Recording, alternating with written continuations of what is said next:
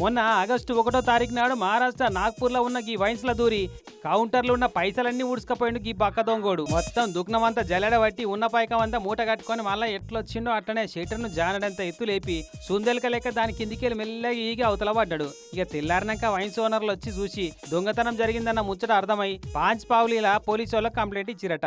అయితే ఈ నడుమనే సిటీలో ఉన్న వైన్స్లు బార్లలో అన్నిట్లలో వరుసంట దొంగతనాలు జరుగుతున్నాయట.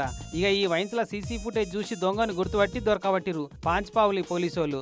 కొట్టేసిన పైసలల్లో ఆల్మోస్ట్ కొన్ని తప్ప అన్ని రికవర్ చేసిరట. ఇక మామూలుగా వాళ్ళ స్టైల్లో దొంగని పూర్వాపరాలు తెలుసుకుందామని ఎంక్వైరీ చేస్తే నాగ్పూర్ సిటీలో ఉన్న వైన్స్లు బార్లలో జరిగిన అన్ని దొంగతనాలు చేసింది వీడేనన్న ముచ్చట బయటపడ్డది. అన్ని బార్లు వైన్స్లలో సీసీ ఫుటేజ్ తెప్పించి చూస్తే అనుమానం లేకుండా వీడే ఆల్ ఇన్ వన్ దొంగోడని తేలింది. వీని పేరు రాజా ఖాన్ అట. బార్లు వైన్స్లన్నీ కలిపి మొత్తం 8 దొంగతనాలు చేసిండట.